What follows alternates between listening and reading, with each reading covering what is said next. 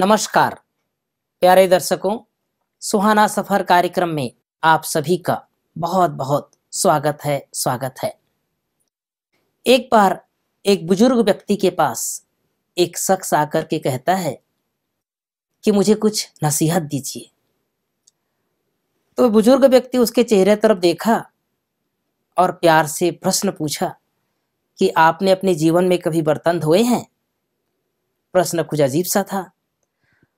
तो उस शख्स ने कहा कि मैंने बहुत बार बर्तन धोए हैं, इसमें नया क्या है? तब उस बुजुर्ग ने कहा कि आपने इस बात का ध्यान दिया है कि बर्तन सदैव बाहर से कम अंदर से ज्यादा साफ करने की जरूरत पड़ती है। सचमुच ये जीवन रूपी यात्रा में कई बार हम इस बात का ध्यान रखें कि बाहरी आवरण से हम क्या दिख रहे हैं, आंतरिक भाव हमारा क्या है। किसी से भी हम क्षमा लें, अंदर से लें। किसी को भी क्षमा करें, अंदर से करें। इस पर और विस्तार से आज चर्चा करेंगे। सदैव की भांति ब्रह्मा कुमार सूर्य भाई जी, संदीप भाई, गीता बहन जी स्टूडियो उपस्थित है। आइए स्वागत करते हैं। आप तीनों का बहुत बहुत स्वागत है। गीता बहन जी, कई बार हम देखते हैं कि व्यक्ति को पहचानना बहुत मुश्किल होता है। कहते हैं ना, बाहर से कुछ और अंदर से कुछ और। जो बुजुर्ग व्यक्ति ने अपने अनुभव से उस शख्स को कहा कि बात बहुत छोटी है कि बर्तन धोना, हर व्यक्ति अपने जीवन में कभी न कभी बर्तन तो धो ही रहते हैं, लेकिन उसका जो शिक्षा देने का तरीका कितना सुंदर कि आप बाहर से कम धोते हैं, अंदर से ज्यादा धोना पड़ता है। हम सबके अंदर भी अंदर की गंदगी, अंदर का जो मैलपन है, अंदर का जो भाव है, वो ज्यादा काम करता है जीवन में। उसकी सफाई हम कैसे करें? बिल्कुल, अभी हमारा जो टॉपिक चल रहा है जी, क्षमा भाव, फॉरगिवनेस, इससे बहुत ही सुंदर बात इससे निकल करके आएगी कि देखिए, जब हमारे मन में गंदगी होती है किसी के लिए, तो वो गंदगी बाहर निकलती है, चाहे वो नफरत के रूप में, ईर्ष्या के रूप में, या फिर बदले की आग के रूप में निकले।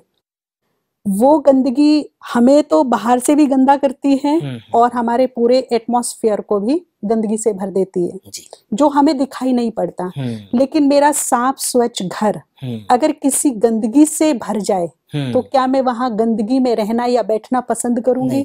तुरंत झाड़ू उठा करके उसे साफ करूंगी, क्योंकि मुझे गंदगी बाहर बिल्कुल पसंद नहीं है। कोई भी कूड़ा करकट, कोई भी प्रकार की डस्ट, जाले वाले, ये सब मुझे भाते नहीं, अच्छे नहीं लगते। ये बाहर की सफाई जैसे हम रखते हैं, इस पर तो हमारा बड़ा अटेंशन जाता है। थोड़ी सी भी डस्ट पड़ी होगी वो मेरे मन को भाएगी नहीं, लेकिन हमने अंदर कितनी डस्ट रख ली है, कितना कूड़ा रख लिया है, कितनी गंदगी रख ली है, उस पर कभी हमारा ध्यान नहीं जाता। अंदर की सफाई जैसे जैसे होती जाएगी, बाहर का व्यक्ति तो अपने आप ही चमकता दमकता जाएगा। तो अंदर की सफाई करने के लिए हमें करना क्या है? जिसके प्रति भी हमारे मन में वैर भाव है, क्षमा से पहले एक काम करना है, उसके लिए अपने मन में पॉजिटिव थॉट्स लाने हैं, कुछ सुंदर भावनाएं लानी हैं, कुछ दुआएं लानी हैं। एक बार देखिए, मुझे याद है भगवान के डायरेक्ट महावाक्य थे कि हमारी शुभ भावनाओं में, हमारी दुआओं में वो ताकत है जो पत्थर को भी मोम बनाने की ताकत रखती है, जो अजामिल जैसे पापी को भी ठीक कर सकती है, उसे भी देवत्व से भर सकती है। हमारी दुआओं में और हमारी शुभ भावनाओं में वो पावर है जो शत्रु को मित्र बना सकती है। लेकिन दुआएं ही हो, शुभ भावनाएं ही हो। ये नहीं कि थोड़ा टाइम तो मैंने उसको दुआएं दे दी, शुभ भावनाएं दे दी, और कुछ टाइम मैंने उसके लिए नेगेटिव भी सोच लिया, नेगेटिव एनर्जी भी साथ में दे दी, तो फिर वो असर नहीं करेगा। अगर मुझे दूसरों को बदलना है, मीन्स मेरी एक मनसा है कि मुझे उससे बदला लेना है। अब बदलने के दो तरीके हैं, या तो आप उसे टॉर्चर करके, उस पर गुस्सा हो करके, उसका नाम खराब करके, उसका परचिंतन करके उसे बदलने का कोशिश कर रहे हो या बदला लेने का कोशिश कर रहे हो कि भाई मैं इससे बदला ले रहा हूँ। फिर दूसरा ये तरीका है कि मैं खुद अपने मन की अंदर से सफाई करके, अपने अंदर महान विचारों को उत्पन्न करके, सुंदर शुभ भावनाओं और दुआओं को जागृत करके उसे दूं। तो एक ना एक दिन जो मेरे अंतर मन से, दिल से दुआएं और शुभ भावनाएं निकली है, उसकी वृत्ति को जरूर जरूर जरूर चेंज करेगी। एक तरीका ये है बदलने का। अब एक तरीका ये कि मैंने पद पोजीशन में भय से, शक्ति से उसको दबा लिया, झुका लिया। एक तरीका ये है कि मैंने अपनी महानताओं के सामने उसे नतमस्तक कर दिया। मैंने अपने जीवन में इतनी महानताओं को लाया, अपनी सोच को इस कदर पॉजिटिव रखा कि वो दिल से मेरे सामने आके झुक गया। अब ये दो तरीके हैं। इससे क्या होगा, एक तो मेरा व्यक्तित्व भी चमकेगा, दूसरा मेरे मन की सफाई होगी, तीसरे जो मेरे विरोधी हैं, जो मेरे शत्रु हैं, वो मेरे फेवर में आने शुरू हो जाएंगे। तो मैं उन्हें दुआओं का, शुभ भावनाओं का दान दूं, तो जो यहाँ खिचड़ा रखा है वो खत्म होना शुरू हो जाएगा। देखिए रोहित भाई, हमारी कैसी एक अपेक्षा रहती है। मान लीजिए मैंने कोई गलती कर ली और उस गलती का मुझे बाद में महसूस हो गई, रियलाइज हो गई कि मेरे से गलती हो गई। अब गलती मैंने आपके साथ की और वो मुझे रियलाइज होगी कि मैंने गलत कर दिया, तो मैं आपके पास आके क्या बोलूंगी, भैया जाने अनजाने में मेरे से मिस्टेक हो गई, मैं सॉरी फील करती हूँ। लेकिन साथ में जाते जाते एक बात और जरूर कहकर जाऊंगी, वो ये कहूंगी कि भैया ये गलती तो हो गई मेरे से, जाने अनजाने में सॉरी मांगती हूँ उसके लिए, लेकिन अब ये बात अपने दिल पर मत लेना। ये मेरी अपेक्षा होती है कि कोई भी व्यक्ति, चाहे वो मेरे अपने हो या बाहर के हो, मेरी मिस्टेक को, मेरी कमजोरी को अपने दिल पर ना ले। और यही अपेक्षा मैं ऊपर वाले से करती हूँ। आज तक मैंने भगवान के सामने सर झुका करके यही बोला कि मैं नीच हूँ, कामी हूँ, पापी हूँ, मेरे में बहुत सारे अवगुण हैं, मैं मानती हूँ, मैं इस चीज को एक्सेप्ट करती हूँ। लेकिन भगवान से एक अपेक्षा रखती हूँ, हाथ जोड़कर उनसे एक प्रे कर रही हूँ कि ये सब कमियां, खामियां, बुराइयां, विकार मेरे में हैं, मैं मान रही हूँ तुम्हारे सामने, पर फिर भी मेरे अवगुण चित्त ना धरो। बहुत बड़ी बात मैं कह देती हूँ कि मेरे में है पर चित्त में ना धरो, क्योंकि अगर भगवान ने मेरे अवगुण चित्त में धर लिए तो वहां से पॉजिटिव एनर्जी आनी बंद हो जाएगी, उसकी ब्लेसिंग आनी बंद हो जाएगी। इसीलिए मैं स्वीकार भी करती हूँ और ये भी कहती हूँ कि चित्त ना धरो। अब मेरी मनुष्यों से भी यही अपेक्षा है, भगवान से भी यही अपेक्षा है कि मेरे अवगुण चित्त ना धरो। फिर मैं क्या कर रही हूँ, मैं तो टोटली उसका उल्टा कर रही हूँ। मुझे ये नहीं करना चाहिए। इन्हीं बातों को मैं आगे अपने तरफ से बढ़ाने के लिए सोचता हूँ। क्या होता है, जैसे दो तीन बातें की, जब तक हम किसी को हराना चाहते हैं, बदले की भावना रहेंगे, वो बढ़ता रहेगा। लेकिन जब किसी को जीत लेते हैं तो नतमस्तक हो जाता है। जीतना जरूरी है। जीतने के लिए अपने आप को महान बनाना जरूरी है।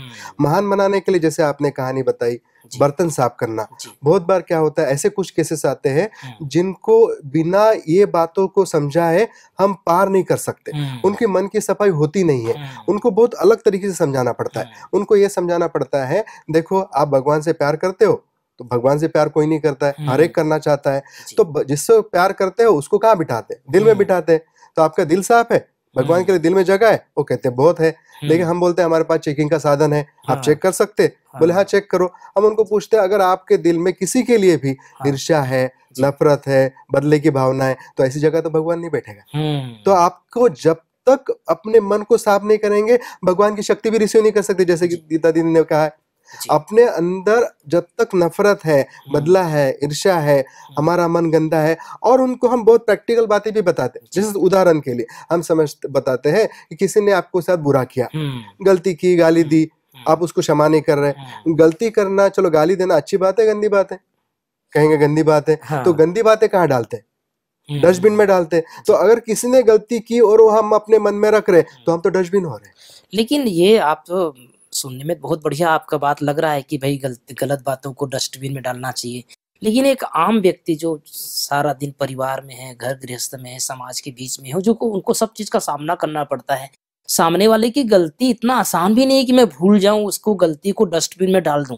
मेरे मानस पटल पर मेरे साथ जो कुछ किया है, सामने वाले ने कुछ ऐसा गलत किया है, चाहे मेरे परिवार के साथ, मेरे संबंधियों के साथ, चाहे मेरे बिजनेस के साथ, तो वो मैं कैसे भूलूं कि मैं उसको माफ कर दूं हर बात से। मैं क्या बोल रहा हूँ, उसकी गलती को डस्टबिन में नहीं डालो। मैं क्या बता रहा हूँ कि अगर आप उसकी गलती को अपने मन में डालते हो तो आप खुद डस्टबिन बनते हो। और कोई नहीं चाहेगा डस्टबिन बनना, क्योंकि आप देखो ये गलती मन में बनने से मन भारी होता जाएगा। आप बिना पीस के प्रोग्रेस नहीं हो सकते, आप डेवलपमेंट नहीं कर सकते, डिसीजन नहीं ले सकते हो। आपका मन भारी हो जाएगा। भारीपन में कहते हैं ना, अगर आपका क्रोध में हो, परेशानी में हो, तो जो भी गलत डिसीजन लेंगे वो गलत हो जाएगा। इसलिए सही डिसीजन के लिए आपकी अवस्था भी सही होना जरूरी है, और प्रोग्रेस के लिए डिसीजन में बहुत बड़ा काम करता है। आप किसी की गलतियों को अपने मन में जमा करने से आपकी हेल्थ भी खराब हो जाती है। अगर हम हमारे मन में बहुत लंबे काल तक किसी से बदले की भावना और उसको माफ नहीं कर रहे हैं, तो क्या उसका जो अंदर का जो प्रभाव है, जो हम अंदर की बात कर रहे हैं, स्वच्छता की बात कर रहे हैं, उसका प्रभाव क्या हमारे बॉडी पर, शरीर के ऊपर भी पड़ता है? बहुत ज्यादा पड़ता है, क्योंकि होल्डिंग नेचर जिस व्यक्ति में है उसने वो बातें होल्ड करके बुद्धि में रख दी। समझ लो वो होल्डिंग नेचर अनेक बीमारियों को जन्म दे रही है, और बीमारियां भी होल्ड हो जाएंगी, वो भी जाएंगी नहीं, ठहर जाएंगी हमारे अंदर। और जैसा कि आजकल मेडिकल साइंस पूरी तरह मान रही है, और हम लोग के तो सबके अनुभव हैं कि अनेक रोग मन से प्रारंभ हो रहे हैं। जब मनुष्य को बहुत टेंशन होती है, लेकिन मोटे रूप से मैं कहूँ, हमारे सब देखने वाले समझ जाएंगे, हमें बहुत टेंशन हो रही है तो हमारी जो नसें हैं वो सिकुड़ रही है ना, श्रिंक हो रही हैं। अब नसें सिकुड़ने लगी तो ब्लड सर्कुलेशन रुकेगा, अनेक बीमारियों को जन्म देगा। एक मोटे से उदाहरण से हम समझ सकते हैं, हम बहुत चिंता कर रहे हैं किसी चीज की, चिंता करने से निगेटिव एनर्जी पूरी बह रही हमारे शरीर में, अनेक बीमारियों को जन्म देगी। तो हम सभी इस बात का ध्यान रखें कि किसी भी चीज को होल्ड ना करें। अब देखिए, हमने कोई चीज पकड़ ली है, एक व्यक्ति ने कुछ बुरा किया है, वो हमने रखा हुआ, तो हमारी जो क्रिएटिव पावर है ना, मन में क्रिएटिव पावर है, एक वैज्ञानिक के मन में क्रिएटिव पावर ही है ना, जो नए नए थॉट्स क्रिएट करके नए नए रिसर्च करता है। एक राइटर के मन में भी क्रिएटिव पावर है, हर एक के मन में क्रिएटिव पावर है, स्टूडेंट्स के मन में क्रिएटिव पावर है, एक बिजनेसमैन के मन में क्रिएटिव पावर है। तो हमने कुछ चीजें अंदर रख ली तो वो क्रिएटिव पावर नष्ट होने लगती है, दबने लगती है। अब जब हमें कुछ अच्छा सोचना अपने बिजनेस के लिए आ नहीं रहा ख्याल में, हमें कुछ अच्छी बात सोचनी है, हो नहीं रहा है, तो इन बुरी चीजों को होल्ड करने से तन में भी, जैसे वो हमारे ऊपर दबाव डाल के रखा हुआ है, तन, मन, धन, बिजनेस, कारोबार, स्टडी, पारिवारिक संबंध सब इससे प्रभावित होते हैं। मैं इसमें एक चीज और जोड़ना चाहूंगा अपने सभी भाई बहनों के लिए, कि हम इतने सेंसिटिव न बने। कई बार दूसरा व्यक्ति ज्यादा कुछ नहीं कहता, हम ज्यादा नाजुक बन के फील ज्यादा करते हैं और उन बातों को पकड़ के बैठ जाते हैं। तो स्पिरिचुअलिटी, राजयोग हमें ये सिखाता है कि हमें बहुत स्ट्रांग भी रहना है और कुछ बातों को लाइटली लेके वहीं हंसी में उड़ा के ही खत्म कर देना है, तो हम बहुत सेफ रहेंगे। यही तो मुश्किल है भाई जी, आजकल हंसी में लोग नहीं उड़ाते, बल्कि हंसी की बात को भी सीरियस ले लेते। जी। इसमें तन में बहुत बड़ा परिणाम हो जाता है। देखो, आप जिसको गलती जमा करने की आदत हो जाएगी, उसको पेट सफा नहीं होगा, और पेट साफ नहीं होगा तो बीमारी शुरू हो जाएगी। जी। तो तन पर बहुत भारी परिणाम इसका होता है। और तन जब उसको अगर पेट साफ नहीं होगा, वो बातें चलती रहेगी, तो रात भर नींद नहीं आएगी। 90% से ज्यादा रोग मन के कारण हो रहे हैं, और मन में मनोविकार प्लस टेंशन, बोझ, फालतू की बातें, फालतू की चीजें जो हमने रख दी हैं, उसकी वजह से मन प्रदूषित हो रहा है, और उसका प्रदूषण पूरे शरीर में पहुंच करके रोग पैदा कर रहा है। अभी अगर मैं रोगी हूँ, मान लीजिए मुझे पूरी रात नींद नहीं आई, मैंने कुछ बात ऐसी अपने दिमाग में रख ली जिस पर पूरी रात मेरा चिंतन चलता रहा, संकल्प चलते रहे, मुझे नींद नहीं आई, तो कहीं ना कहीं ये नींद ना आना मेरी एफिशिएंसी पे वार कर रहा है, और कल मुझे बहुत महत्वपूर्ण कार्य करने हैं। अब नींद ना आना तो मेरे काम पे प्रभाव पड़ेगा, काम पे प्रभाव पड़ेगा तो मेरी रिपोर्टेशन पे प्रभाव पड़ेगा, और कहीं ना कहीं मेरे धन की भी हानि होनी शुरू हो जाएगी। एक दिन नींद नहीं आई, 2 दिन नहीं आई, 4 दिन पेट साफ नहीं हुआ, 5 दिन नहीं हुआ, तो क्या होगा? डॉक्टर्स के चक्कर लगने शुरू हो जाएंगे, और जब डॉक्टर्स के चक्कर लगने शुरू हो जाएंगे तो जेब खाली होनी शुरू हो जाएगी। उधर से आमदनी कम होनी शुरू हो गई और उधर से जेब खाली शुरू हो गई। वैसे भी देखिए रोहित भाई, मैं सोच रही थी, हमारे साल में एक बार दिवाली का त्योहार आता है जो लक्ष्मी का विशेष माना जाता है, आह्वान किया जाता है, और दिवाली पर पूरे साल की सफाई की जाती है। जो हम पूरे साल हाथ नहीं लगाते, उन चीजों को भी हाथ लगाते हैं। किस बात को लेकर कि लक्ष्मी का आह्वान होगा, लक्ष्मी माना सुख, शांति, समृद्धि, ये हमारे घर में आएगी। हमने बाहर की सफाई तो कर ली लक्ष्मी के आह्वान के लिए, लेकिन अंदर की सफाई हमने नहीं की। जिस मन में कूड़ा कचरा है, नफरत, बैर भाव, क्रोध है, हमने घर की बहुत अच्छी से सफाई कर ली, लेकिन लड़ाई झगड़े दिवाली वाले दिन हमने बहुत कर रखे हैं, तो क्या माँ लक्ष्मी एंटर लेगी? बिल्कुल एंट्री नहीं लेगी, क्योंकि उसे बाहर की सफाई के साथ साथ अंदर की सफाई भी चाहिए। और जब अंदर की सफाई होगी तब सुख होगा, शांति होगी, प्रेम होगा, सम्मान होगा, आनंद होगा। जहां ये सब होगा वहां सुख, शांति, समृद्धि अपने आप आ जाएगी, उसका आह्वान अपने आप हो जाएगा। इसीलिए बाहरी सफाई के साथ साथ यदि आपको लक्ष्मी का आह्वान करना है तो अंदर की सफाई का होना भी बहुत जरूरी है। इसमें जैसे गीता बहन की बात को मैं पूरा कंक्लूड करने चाहता हूँ आगे बढ़ाते हुए। बहुत सारे मेडिकल साइंस में आजकल ऐसे इंस्ट्रूमेंट बने हैं, तो रोहित भाई जी आपका फोटो लेंगे, फोटो लेने के बाद उनके सॉफ्टवेयर में डाल के आपके बॉडी के अंदर जो चक्रास है, 7 चक्रास, उसके कलर चेंज हो जाते। अच्छा।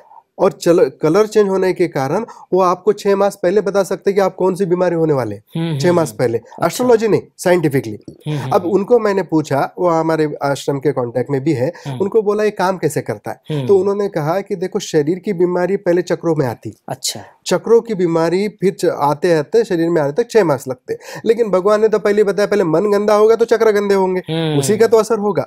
तो मन का जब तक ये होल्डिंग नेचर का हो, क्षमादान के कारण गलती पकड़ने न करने के कारण गलती पकड़ने का नेचर करो, उससे मन गंदा होगा, उसका असर तन पर होएगा, और मन द्वारा जो डिसीजन मेकिंग है, रिलेशन अच्छे बनाने, वो मुश्किल हो जाएंगे। जैसे गीता बहन ने कहा कि ये दिवाली में, क्योंकि इस दिवाली में लक्ष्मी के आह्वान के लिए सफाई जरूरी इसलिए भी है, कहते हैं लक्ष्मी का वास वहीं होता है जहाँ सुख शांति है। आप सोचो ना, आपके घर में झगड़ा चल रहा है, पड़ोसी आता है? पड़ोसी भी नहीं आता है।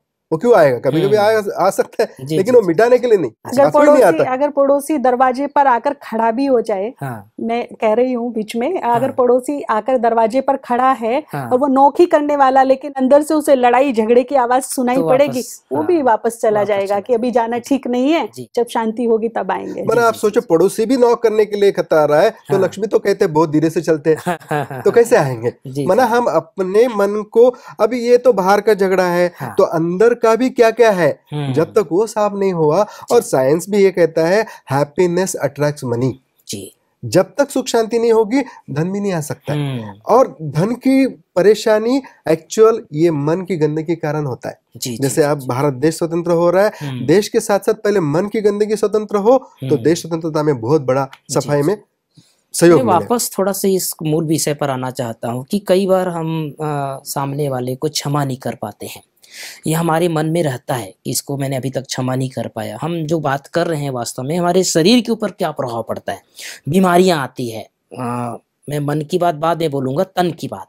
तन में जो बीमारी आई, मान लो जैसे चर्चा हो रही कि भाई कईयों को नींद नहीं आती है, जी। तो क्या ये भी एक कारण है कि हमने किसी की भूल को माफ नहीं किया, या हमने अपने कोई गलती की और माफी नहीं मांगी, तो उसका कंटिन्यू जो संकल्प चल रहा है उसका प्रभाव क्या हमारी बॉडी पर पड़ता है? उसमें 2 प्रकार का होता है। जब हम किसी को माफ नहीं करते तो रात भर सोचते रहते, और जब अपने आप को माफ नहीं करते तो अपने पर इनजस्टिस करते, अन्याय करते। अन्याय कैसे करेंगे? एक तो कुछ नहीं खाएंगे, या तो फिर बहुत ज्यादा खाएंगे, समय पर सोएंगे नहीं, मूड ऑफ तो रखेंगे ही। चलो वो तो मन की लेवल पर। तन की लेवल में क्या होगा कि वो समय पर खाएंगे नहीं, समय पर सोएंगे नहीं, खाएंगे तो ज्यादा खाएंगे, अच्छा जो खाना चाहिए वो नहीं खाएंगे, अच्छा परहेज बताइए तो उसको खाएंगे, क्योंकि वो क्या हो रहा है, अपने आप को माफ नहीं किया ना तो अपने आप को सता रहे। जी, ये गलत किया ना मैंने, तो मैं अपने आप को कष्ट ले रहा हूँ। माना इसको ऐसे समझो भाई जी कि हमारा जो बैलेंस है वो इनबैलेंस हो जाता है, कि अगर हम किसी के सामने शुद्धता से ना रहे हम, या हम अपनी बात को क्लियर नहीं कर पाए, तो पूरा हमारा बॉडी का भी बैलेंस, जीवन का बैलेंस पूरा बिगड़ जाता है। बहुत लोग इस कारण डिप्रेशन में आते हुए देखे गए हैं। और जैसा आपने पूछा, पूर्व जन्मों के भी जो ऐसी बातें हैं, और हमने किसी को कष्ट दिया है, सताया है, बुरे व्यवहार किए, उन्हें परेशान किया था, तो उनकी जो बद्दुआओं की बैड एनर्जी है वो रात को सोने नहीं देती। इसलिए बहुत जगह हमने ये प्रयोग कराए कि भाई आप 7 दिन तक क्षमा याचना करो उन सब आत्माओं से। तो देखा 7 दिन में वो आराम से सोने लगे हैं, क्योंकि उनका चित्त शांत हो गया। तो बात यही है कि हम अपने मन को निर्मल करेंगे। बात चल रही है कि अंदर की गंदगी को साफ करें, बर्तन अंदर से ज्यादा मांजा जाता है, पर उसकी विधि भी तो हमें जाननी चाहिए। अभी ये मन बर्तन तो नहीं है, कहाँ से साफ करें, कैसे करें, अंदर बाहर इसका तो कुछ हर व्यक्ति चाहता है मैं अंदर की सफाई हो, लेकिन उसको प्रॉपर मार्गदर्शन नहीं होता। कई लोग तो इतना ज्यादा सोचते हैं कि जब वो परेशान हो जाते हैं तब उन्हें पता चलता है कि हम ज्यादा सोच रहे हैं। अब उन्हें ये नहीं पता होता कि इस ज्यादा सोच को हम कंट्रोल कैसे करें। तो देखिए, हम 2-4 चीजों को ले लें जी। हम अपने अंदर चेक करेंगे कि मेरे मन में कितने लोगों के लिए ईर्ष्या है। अच्छा। मेरे मन में कितने लोगों के प्रति बदले की भावना है जी। मेरे मन में कितने लोगों के प्रति नफरत है। और चौथी ले लें, मेरे मन में कितनों के लिए क्रोध है। इनको पहले हम देखेंगे और एक थोड़ा सा भी समझदार व्यक्ति जान सकता है, भाई 4 लोगों से मैं बहुत ईर्ष्या कर रहा हूँ। अब इसको हमें सफाई करनी है, तो हम अच्छे थॉट्स क्रिएट करेंगे। मैं आत्मा हूँ, प्रेम स्वरूप हूँ, ये सब भी आत्माएं हैं, पवित्र हैं, हम सब पवित्र हैं, प्रेम स्वरूप हैं। ये तो इनकी बुराइयां, ये इनकी नहीं, आत्मा तो मूल रूप से पवित्र है। मुझे किसी से ईर्ष्या नहीं करनी, इससे मुझे नुकसान हो रहा है। गलती वो कर रहे हैं या आगे वो बढ़ रहे हैं और ईर्ष्या की अग्नि में मैं जल रही हूँ, तो मैं इसको छोड़ती हूँ। धीरे धीरे छूटने लगेगा। किसी के लिए मेरे मन में क्रोध है, गुस्सा आता है किसी की बातों पर, हम शांत नहीं हो सकते जब तक उसको 4 बातें न बोलें। तो हम अपने इस क्रोध की अग्नि को इस तरह शांत करेंगे, मैं आत्मा तो शांत स्वरूप हूँ। अच्छा, मैं उनको बोल भी दूं, फिर उन्हें गुस्सा आएगा, फिर वो बोलेंगे, मेरा गुस्सा डबल होगा, फिर मैं बोलूंगा, फिर उनका 3 गुना होगा। ये क्रम हमारे क्रोध को बढ़ाता चलेगा। इसलिए मैं आत्मा शांत हूँ, मुझे अब शांत हो जाना है, तो हमारे अंदर की शांति बढ़ने लगेगी। और मुझे ऐसा लगता है कि यदि रात को हम दूसरों की गलतियां माफ करके सोएंगे, तो सुबह उठने से पहले ऊपर वाला भी मेरे गुनाह माफ कर देगा, कुछ तो माफ कर देगा। जी।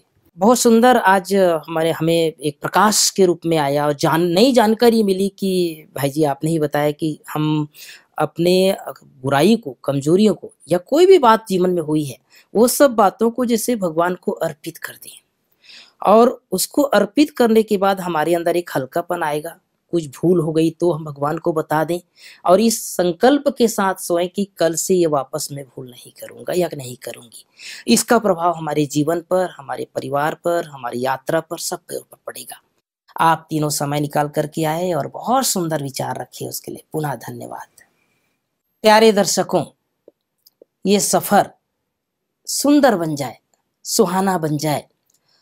आज हर व्यक्ति अपनी यात्रा को श्रेष्ठ बनाना चाहता है, लेकिन आज हमें एक नई जानकारी मिली कि दिन की यात्रा के साथ साथ रात की यात्रा को भी अच्छा बनाना है।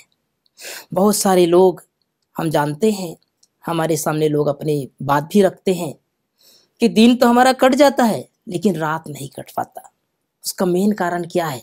मन में बहुत सारे विचार, दूसरों के लिए भी, अपने लिए भी।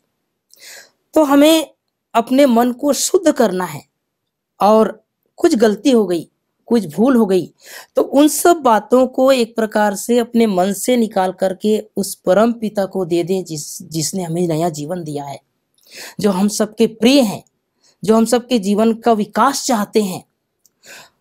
ऐसा करके सोएंगे तो आपकी यात्रा बहुत सुंदर रहेगी, आपका सुबह बहुत अच्छा होगा, आपका परिवार में खुशहाली रहेगी। तो एक सुंदर सा प्रयोग करें भाई बहनों। छोटा सा संकल्प है कि रात को जब सोने जाएं, 2 मिनट, 3 मिनट, 4 मिनट के लिए समय निकालें, दिन भर की बात को थोड़े स्वरूप में ले आए सामने और सारी बातों को अर्पित करके हल्का होकर के सोएं। मुझे आशा है आप सभी प्रयोग जरूर करेंगे। आज के लिए बस इतना ही, फिर मिलेंगे। नमस्कार।